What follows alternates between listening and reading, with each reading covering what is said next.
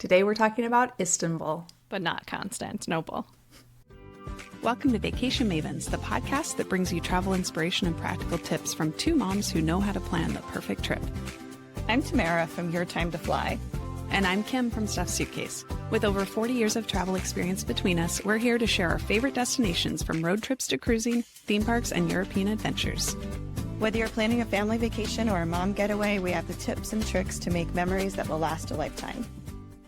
Tamara, you and I are both back from our wonderful trip to Turkey, and I thought we'd take a little time to talk about our time in Istanbul because we both got to go around Turkey and do a couple of extra things, but we spent a few days in Istanbul and we did many of the same things, but a few different things. So why don't we start by telling people how we got to Istanbul? Because I know you and I both splurged a little, and we might want to share about that. I know, we did. It was, we should say that we were going there for a conference. So the SATW, which is like Society of American Travel Writers, was having their annual conference there. And as part of that, Turkish gave us a deal on airfare. And so we figured that was the one opportunity to actually splurge on paying for a business class flight. I won't say like a business class flight because I know sometimes you get them on points. And the nice thing is that Turkish actually has quite a few direct flights from the US. I wasn't surprised. I knew that I could fly from Boston, but I was really excited direct from Seattle. Yeah, nonstop. It was fabulous. Yeah. So, I mean, it's also, I was actually just looking into how to book flights to like Bangkok, and one option would be Turkish through Istanbul. It's a huge hub for people in other parts of the world too. For Africa, when I had been researching Africa, it's a common getting to Istanbul and then jumping off from there. It's another common leg from there. Yeah. And I've heard some people use it just because like it's sometimes good on points that you can go there and then like hop over to like Venice or somewhere in Italy. But to me, I don't want to go further and then backtrack. But anyway, so it was really nice to be able to fly business class. I will say I had two very different. Yes. And so this just goes to tell you that you really need to pay attention to the type of plane and the seat format when you're looking at business class. Because I will say, I'm glad that I was paying a very discounted rate.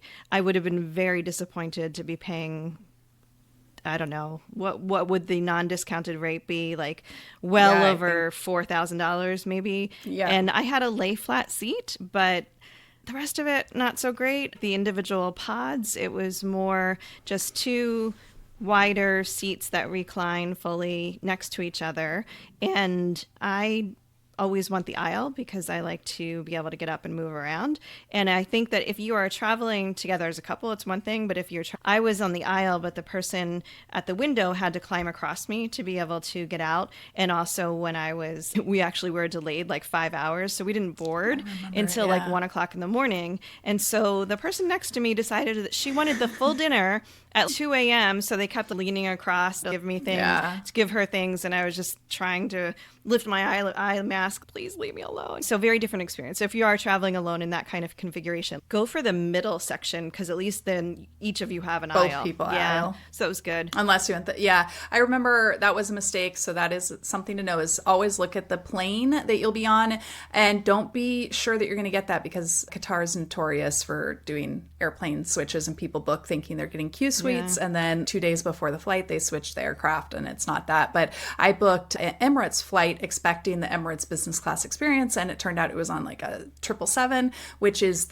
thankfully it's still very generous, but I did have to step over the person's legs every time I wanted to get out from the window seat, but it is always good. But I should look at what airplane I was on. I think it was the 330 if I recall correctly, but I took a picture. I should have researched that. And I had an older pod seat both ways, which was almost like a Q suite. So I had a closing door. I had my own space. They even had a little wardrobe where it was like a flat wardrobe where you could hang, like you could tell it was like for men's business jacket. Yeah. But it was very generous space and I really enjoyed my experience. I liked the meal setup. Do you want to talk a little bit about that? Because I thought that was pretty unique. I know your first one was a little different, but do you remember on your way home what it was like? A little bit. So I will say I did not really eat much on the way there because you were sleeping. Yeah, I was trying to sleep and then I think I maybe took some breakfast, but it was like so. But on the way back, I had also a pod setup, which was nice. And they bring you like a little like votive candle type of, it's not a real candle. They try to make it atmospheric and start with like a few appetizers, and you got to choose from a menu. Yeah, so the thing about Turkish is they have a chef on board. Right. So they always have the chef who comes down and they ask you what you want for your main dish and then what you want for the breakfast was like the way the timing worked. But then the appetizers, they bring like a trolley down the aisle and they serve you based on the trolley. So you have to look at the menu and know what you want. But I thought that was very unique. I'm used to they bring each person your plate that has the different things, but they serve you the appetizers from the trolley. Same for the dessert as well then. Comes on a trolley. Yeah, and I thought the unique. food was pretty good. I've heard people like really rave about it. It was definitely better than the Delta One food, I will say for sure. Nice. Because I feel like that food is pretty much the same that they would give a Delta coach, economy passenger. But airplane food is airplane food. Yeah.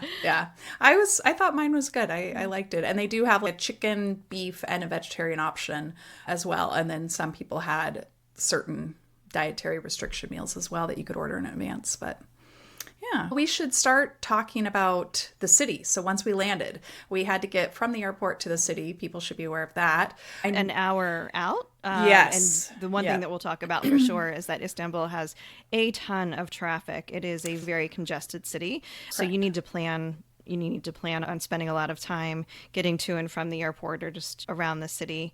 So I know that there are some public transportation options because of when I was arriving and everything. I decided to book a transfer.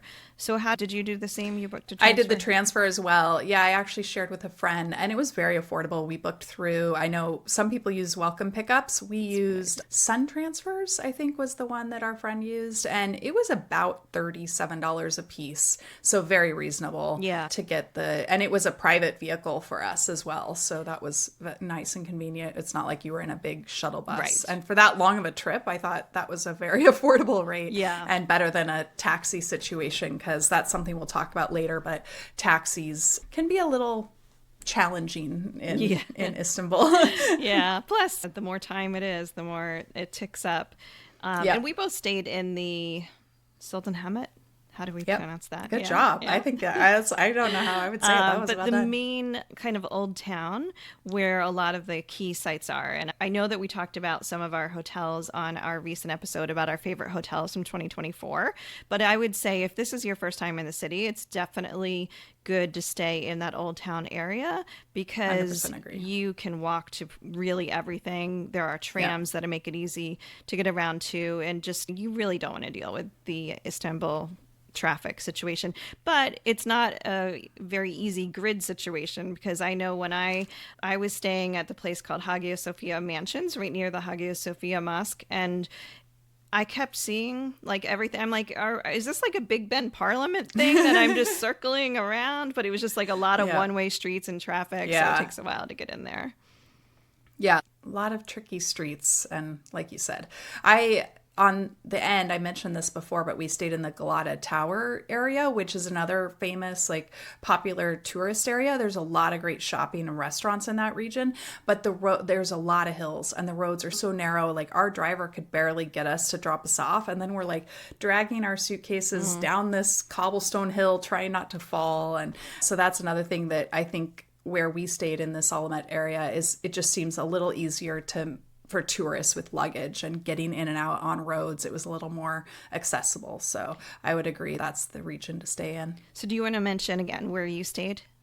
Yeah, so I mentioned it was the White House Hotel, which is a little boutique, privately owned or locally owned or something along those lines hotel. And I was impressed with the customer service. It was not like over the top luxury, very affordable price point, but the room was really clean, came with breakfast, but the service was just unbelievable. Really amazing location. We were right between the Basilica Cistern and going down to the markets, Spice Market and all of that. And then also over by you a little bit further away where the Blue Mosque and all that was walkable. So I thought we were really stationed well, and we were on a couple of main streets that were just covered in restaurants. Like people, like you saw that when you came to meet up with us, just tons of people ready to have you at their cafe eating meals. No shortage of places to eat in this area. Exactly. And they're all fairly charming And yeah, I would say fairly locally, definitely tourist priced. They're not affordable necessarily, but I thought they gave a good authentic not experience. unaffordable. Partying, whatever. You said They not were- affordable, but I'm Oh, thinking it's yeah, not unaffordable. exactly. Yeah. There you go. Yeah. Whatever. They were priced for tourists, but still totally fine. Accessible, yeah. I loved where I stayed too. The Hagia Sophia Mansions. Yeah. It's a curio collection, part of Hilton. Great location, beautiful Yeah. decor, all of that. Loved it. There you go. Two options in that area. There are plenty of others, but Yeah. really enjoyed those. Now for us, it was both of our first time that we're in Istanbul. It's been somewhere that I wanted to go for quite a while. Even though how many nights did we spend total in the city? Like 6 or more. Yeah. But yeah, I still feel like I am just scratching the surface. Like it is such a large city with so many kind of distinct neighborhoods. It's like when you think New York City, you have to tackle one neighborhood a trip unless you're spending a full week. Maybe you spend a couple of neighborhoods, but it's that return visit where you then like, okay, my first visit, I'm going to Times Square and, the Empire State Building and things like. But then when you go back, you're like, oh, now I'm going to go down to the Lower East Side, or I'm going to see the financial district. Yeah. You expand out a little bit more. So I feel like it's that with Istanbul. And you mentioned the hills. I didn't realize it's built on about 7 hills. Yeah, it reminded me of Lisbon. I was not expecting that. I was like, I remember that one day Yeah. that we were walking to the spice market, and I was like, I know. I'm like, I was not expecting that hill. And it seemed like certain roads, like, of course, you don't realize that. But I did learn recently that in Google Maps, you can, when you're getting walking directions, so if you are in a wheelchair or have a stroller, you can actually request, you can put that you need an accessible route, which I didn't play around with that, but I saw that recently as a tip. So Interesting. maybe if we would have done that, it avoid some of the more major hills. I don't know. We need our workout. Yeah. Yeah. It worked for us. Our first day, you and I met up actually because we were there for a conference, but we had a couple of days to explore on our own. And then also there were some tours arranged through the conference. So Right. some of what I did repeated a little bit while you got a little bit more off the beaten path. But maybe we can start by talking about kind of the top sites. What are the things that you're Yeah. going to do like your first visit, which is really what we hit on our first day. So you and I, we met in the central area and we took a walking tour of the Blue Mosque and then the Hagia Sophia. And I would say, what would you say to take a tour or do it on your own? I liked our tour guide, and I felt like the way we booked it was really accessible, but it definitely was not necessary. But I appreciated it, so Yeah, I agree. I think I would do it again. I would, and I liked what we booked. I thought there was 5 of us or something, or Yeah, it was pretty small and it was Yeah. not that long, like a couple of hours. Yeah. And they take care of getting the tickets because things like the Blue Mosque, they're only open at certain times of the day because otherwise they're closed for prayer. So for visitors, you can only go at certain times of the day. So you need to research that in advance. You need to purchase tickets maybe in advance. So it's just easier. But I also felt like learning a lot about the history absolutely. of the city, the area, because we stopped Yeah. at some other monuments and things along the way. So I feel like it gave like a really nice introduction.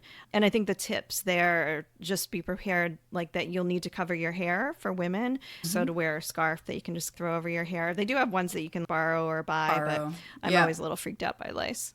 Agreed. Yeah, And- I don't want to be borrowing that. No. Yeah. And then you have to slip off your shoes. So if you can wear shoes That's that the are thing. easy to take off. And wear socks. Yeah. Think of it as TSA, right? Yeah.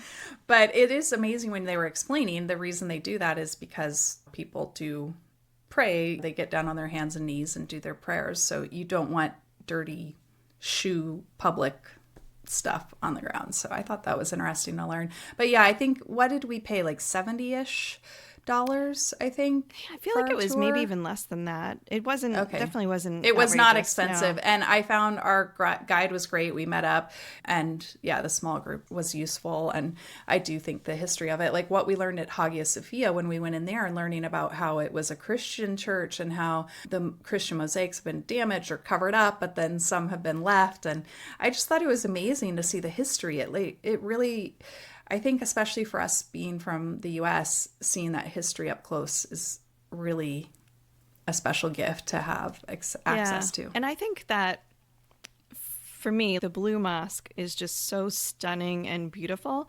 It is just beautiful architecture. You have tile work and beautiful arches, just really nice windows. So for me, I really enjoyed that. And it's funny because I always thought the Hagia Sophia was the bigger, more, I don't know, maybe that was the more attractive site.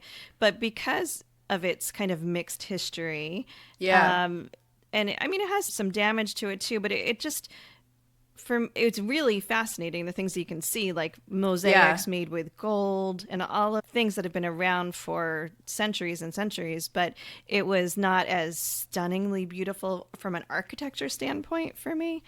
And also to know that when you go to the Hagia Sophia, because it's a mosque as well as like a museum. So unless you're Muslim, and I don't know exactly how they check that, I think, or Turkish, then you can go to the bottom level, but otherwise you're going to the top level. So we were looking down at where people pray. We're looking down at some of the things, but really a lot of the mosaics and things were upstairs anyway that you'd wanted to look at. Exactly. From a historical standpoint, you want to be on that second level. Yeah, I think that's true. Yeah. It was interesting, though, to see put some barriers up so that for the people praying, they're not seeing the Christian imagery. So it's still there, interesting. But it's like, it's still covered there. Up. Yeah. Yeah, like facing the direction that they pray to. I can't remember what direction that was, but because they said it's different. Yeah, but I think it's different. They said there's something about where the doors are. But yeah, they have the white banners covering, and then you can go to one spot up on the top and you can see like Mary and Joseph and Mary and baby Jesus. Yeah. It's interesting to see that culture coincide. Yeah. And then go ahead. Right in that area, I know afterwards you went to see the Basilica Cisterns. I actually did that later in the week. Yeah. But that's another thing. Actually, you and I walked by it and we're like, what is that long line for? Because from the outside, it looks like nothing. It looks like you're going into a museum because really... Yeah, like an underground library maybe or something. I don't know. It's underground. You're not seeing like a structure that is historic looking. You're just seeing people line up outside of a kind of nondescript building, but... Definitely worth going to, though. I thought that was really cool. Eric says he's been to a different cistern because I guess the city has other ones that was much cheaper and didn't have that crazy long line, and he liked it just as much. So it's interesting to know where your level of interest lies. I thought the crowds were crazy, but it's beautiful, and I love the lighting, and it's really neat to see that history. We paid, I think I bought skip the line tickets for around $20-something per person, and I'm glad I did that. I wouldn't want to wait in the line. I think entry is like $10 or $12 US maybe. I'm not quite sure, but so it's definitely worth it for me to be able to skip the line. And I think we had a free audio tour with ours, but we didn't pick it up. We just Did you have a hard time finding where to go for skip the line? Because I was with a tour group, so she knew where to go, but it seemed like one of those situations where you could be lined up and be like, am I in the right line or not? Ditto. There was no signage at all. And a nice guy's, here, I know where to take you. And then he helped us, but it was one of those situations where, and this is just what you have to expect in these tourist cities in some, I think, countries are just like this. He actually he's like helping and hey, if you need any help. And I'm like, no, we got it. We're good. Thank you very much for helping. He was waiting when we left. He wanted me to like book him for more. He's, can I take you around? And he was waiting for us to leave and he remembered us. It was like, I know. And so I feel so bad, but I was like, no, we're good. We already have stuff booked. We're leaving. We're going to Cappadocia. Oh, it was awkward. But yeah, it was, if he wouldn't have helped, I would have been like random. And he just saw, because he sees people, I'm like, who can we ask? Like I'm looking around for an information desk or something, or where you buy tickets so they could tell me where to go. But yeah. I'd still think it's worth skipping the line because the line 100%. Was huge when we were going. And so I was happy to be in the group line. But even still, like when you do, you first of all, you need to be able to climb stairs. That's one thing in terms of accessibility. But it's one of those situations where you're like shuffling along like behind people. It gets like crowded, and there's walkways between, because the cisterns are large ponds of water. Pillars. So There's all the to store exactly. water. So you have there's all these beautiful pillars, and it's all uplit in a really dramatic way. There's some sculpture in there, like you have to know where to go to find the head of Medusa. But there was no description on that. Yeah, either. There's no plaques. So if you really care about understanding it, you should definitely use the audio tour or book a tour, because we had no idea. We were just like, okay. Now, honestly, I would do the audio tour because I was there on a tour, and you can't stay together, and so you're listening on your little like listening device, so you might as well do the audio tour, and and that way you can go at your own pace as well. But you're definitely like shuffling kind of through it's not a maze, through the different it's aisles. It is like pier. I mean, it like probably you're walking only on took a like pier a half all around. hour to go through. Yeah, that's what I think, about a half an hour. But for those of you that watched, what is that Tom Hanks movie? It's like the Da Vinci Code. Is it? Oh, it's the one where the guy wants to kill like half the population. Help with. I don't think I watched that one. I'm the Hallmark girl. That's true. I'm the Lord of the Rings girl. Yeah, exactly. Well, it wasn't the Avengers. He wasn't snapping his fingers, but basically it was like some villain that wanted to solve overpopulation by killing a lot of people, and there was some device that was going to go off in the Basilica Cisterns. So you have Tom Hanks and other people running through Racing there. down So there. it's been in a couple movies, so you may have seen it. It is always fun to see those. This was in these movies. That's cool. I know that one of the things that we did was we split off as part of our groups. You went on one tour that did a few things that I think I didn't do. And then I did a couple of other regions that you didn't get to. So maybe we'll quickly cover that, and then we can wrap up with some tips about Istanbul. Yeah.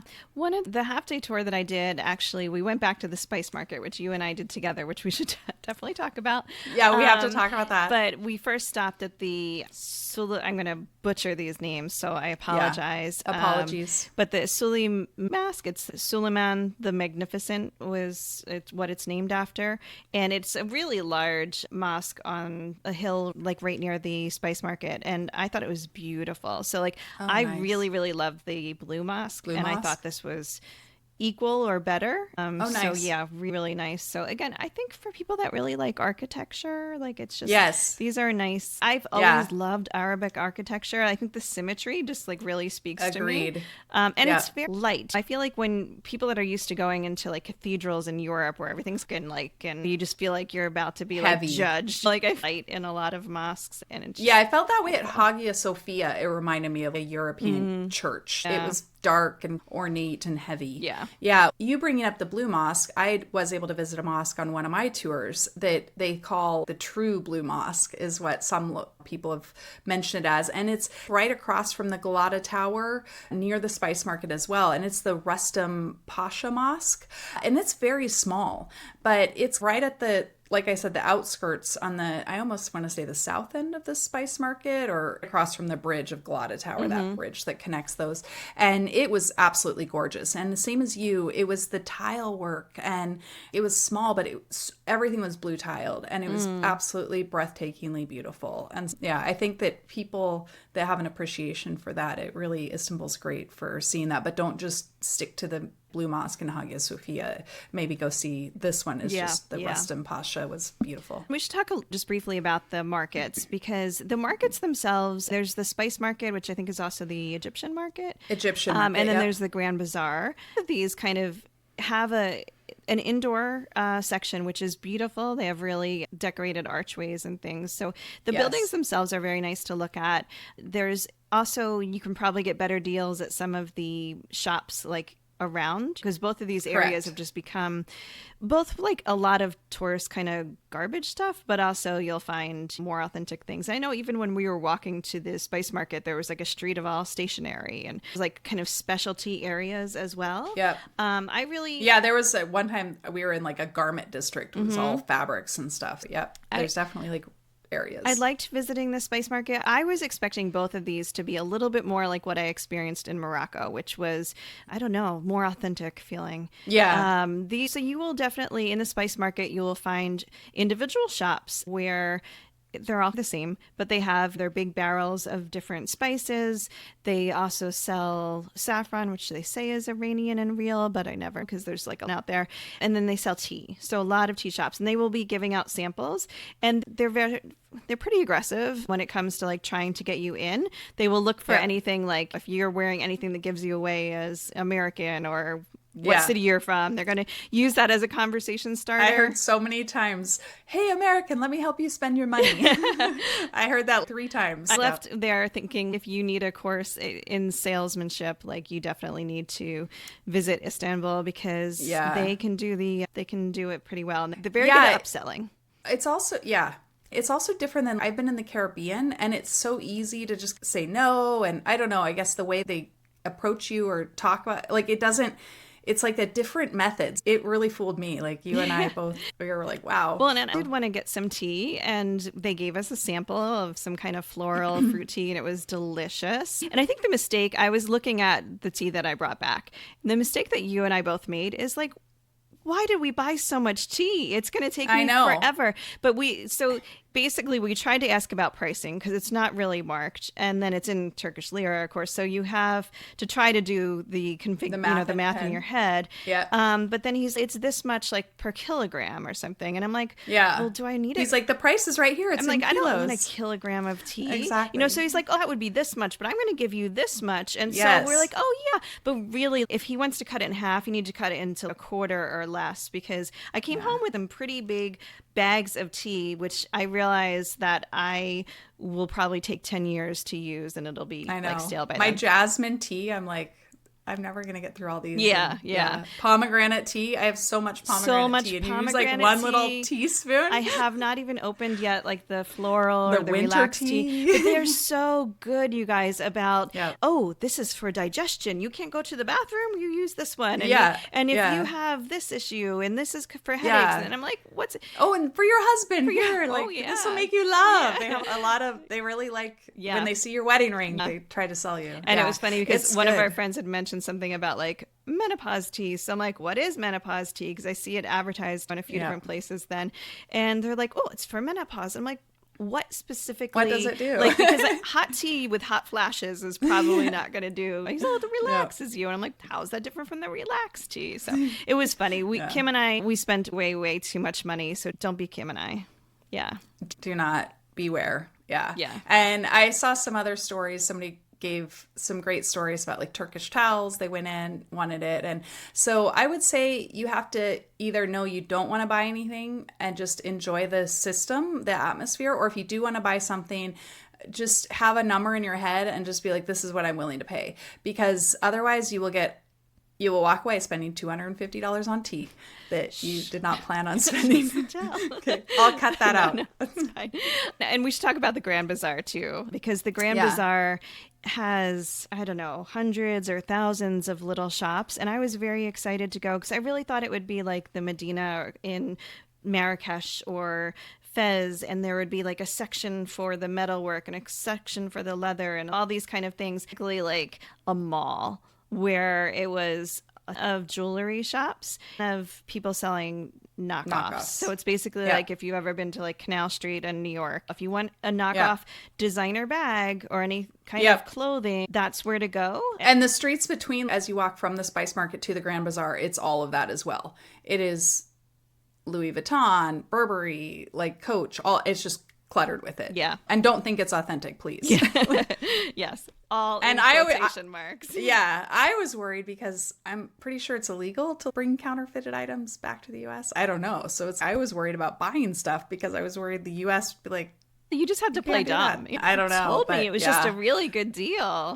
No, I was not in the mood to shop, but I would have picked up I didn't have room in my bag for Turkish towels, but they definitely had a few shops that had linens, the Turkish towels, but also smaller throw blankets or wraps and kind of things.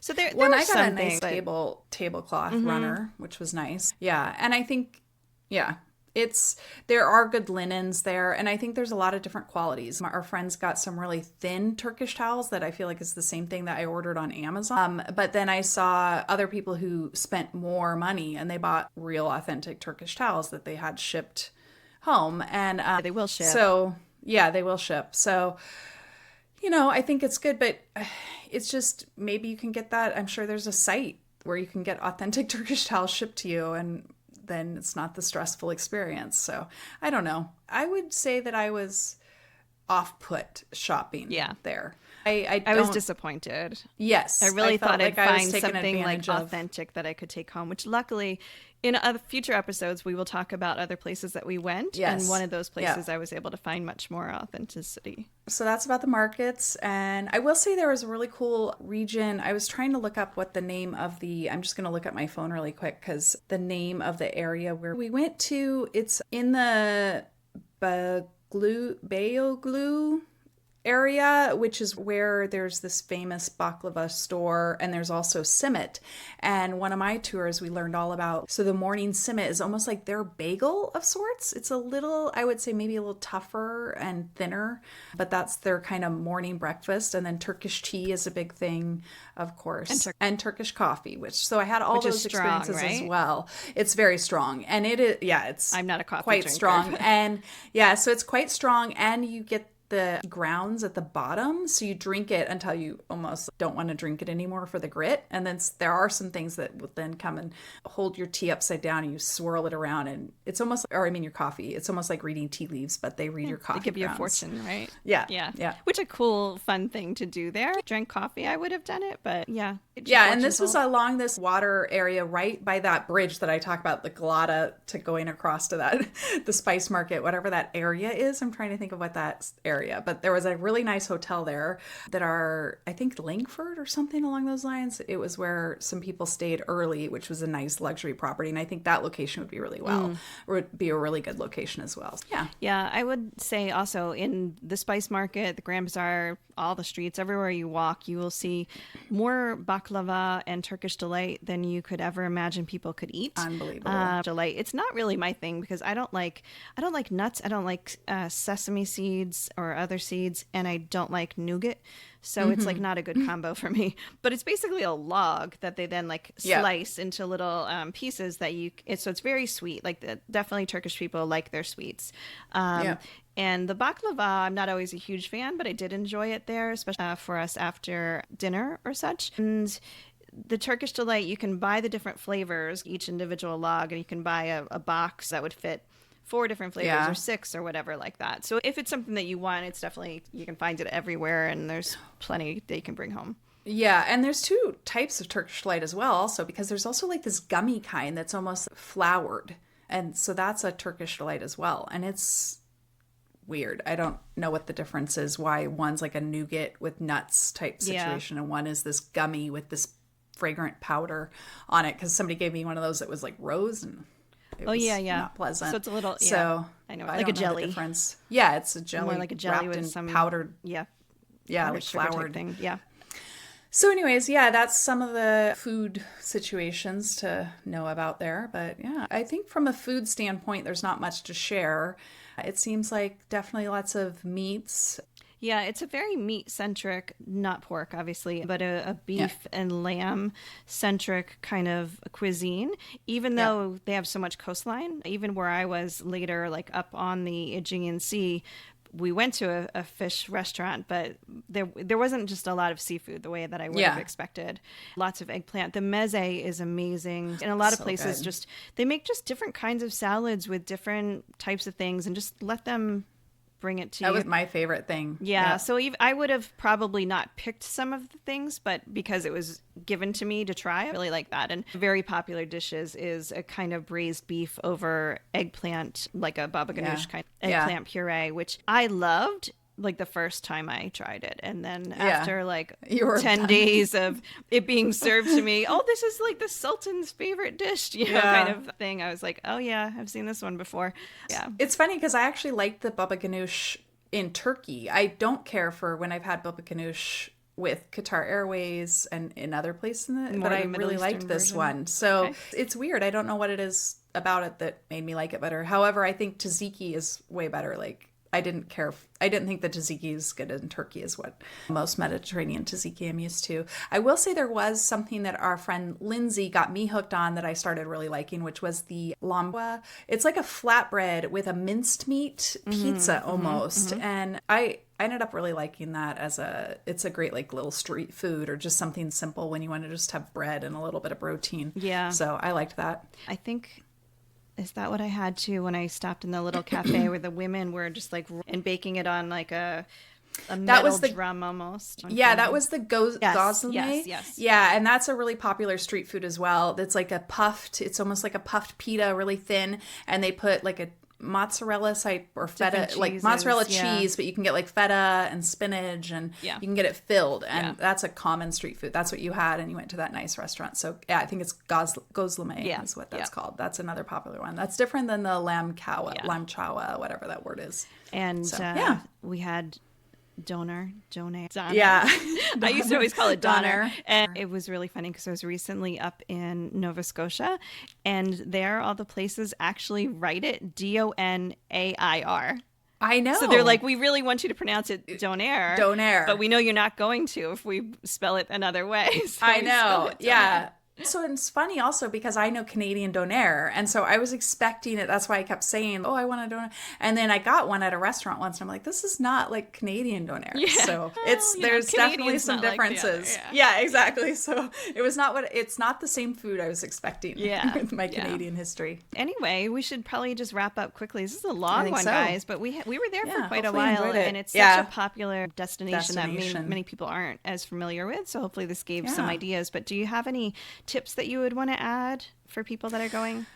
Yeah, I think that a few things like credit cards are widely used in the tourist areas, but you definitely should have cash, some Turkish lira. So whether you take a ATM card that has no fees, or however you decide to get your Turkish lira, if you want to order in advance, like Tamara, I know you and I have both ordered through our bank before in advance. So however you want to have it, I definitely think having Turkish lira in advance is a huge necessity, whereas you wouldn't normally think that in like euros and things like that. But I think for Turkey, it is something you want to have. Well, and if you want to go shopping, you're definitely going to get a better price if you pay cash. Yep, absolutely. Yep. Not just like the 3% processing fee, but like a significant discount. Yeah. And it's also easier for you to go, sorry, I've got 500 lira. What can I get for 500 lira? That's, whereas they can't just like all of a sudden wait. Yeah. Yeah. So I think having like credit cards are widely accepted. It's not a problem. Tap to pay is very common. Weird like chip pin situations at all for me, but definitely having cash. Also, there is a bit of a tipping culture in some ways. I think there having cash helps you tip, but just keep in mind, I can't even remember. Do you remember what the exchange was? It's still very something like about 33 cents. So was it 1 lira is like 33 cents, or was it 10? No, I felt like it was like, it was almost like if you 10 lira was 33. I don't know. Something. Yeah. It's very generous. Yeah. Was it like 100 lira was like $3 or something along those lines? Something like there was some kind of, there was a 3. But there's a way you can know and just keep in mind. But the pricing is, I would say, like generous for American. Yeah. Know that in advance and just know that when you're tipping, it's our friend would tip the taxi drivers, like we'd get a quote for 400 lira to take us somewhere and we'd just give 600 lira. And that 200 lira was like, I don't know, whatever that is then. I think it was like $6 as the tip.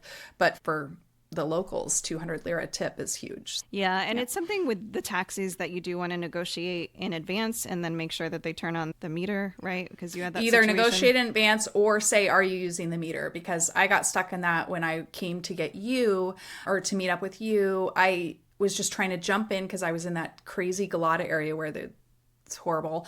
And I didn't negotiate in advance. And then I noticed he didn't start the meter. So then we showed up and thankfully I'd asked the hotel beforehand, how much should it cost me to get the taxi from here to you?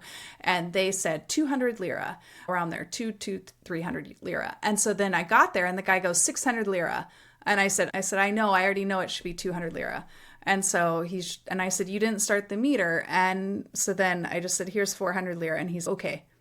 And you definitely negotiate in advance or say use the meter. Yeah, and the hard thing is generally taxis should be really cheap, but because of traffic, which it took to get from not even one side of the city to another, but to get from one neighborhood across the Galata Bridge to another neighborhood took an hour and 45 minutes one night during rush hour. It was really awful. Terrible. Really, really awful. And also, there's a lot of buses, but you're going to be stuck in the same thing. So if you're doing a taxi, you really want to make sure you have the extra cash, because some of them are only taking cash, and it could just suddenly start to add up. And they do have Uber, but Uber uses the taxis. But it is a little more where you have at least a check and balance system. But I heard people who were using Uber sometimes had tricky time, like finding the taxi or arranging the meetup point was a little tricky. So that's something to keep in mind.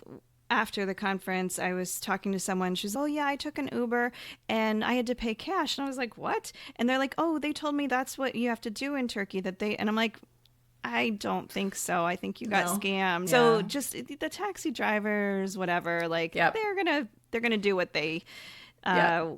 You're just gonna have to really know what the rules are. And I would say try and work through hotels. So even if you're out at dinner and you need to get something, ask the restaurant, how much should this cost? Can you order a taxi for me? Because the taxi drivers don't want to piss off like the hotel people. There is a little benefit to that, where if you can get another business to help arrange it for you, I think there's a cushion with that. But we had a situation one night, I think, were you with me when they refused to pick us up? We were out it was after our meal.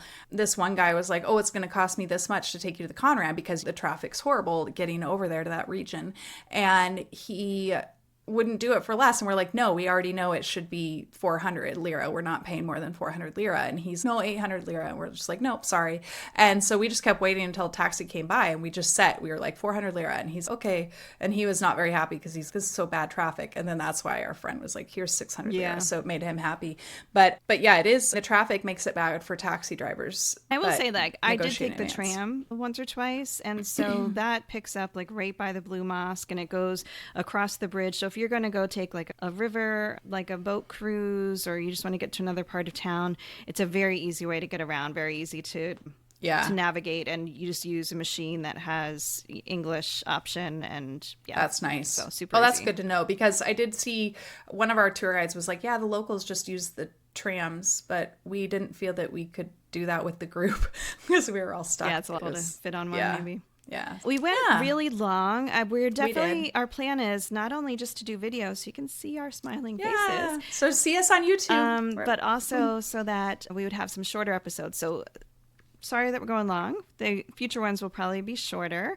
And yes, if you are watching this on YouTube, please hit the subscribe button. And if you're watching or listening on a podcast app, then hope you're subscribing as well as leaving a rating or a review up there. Yeah.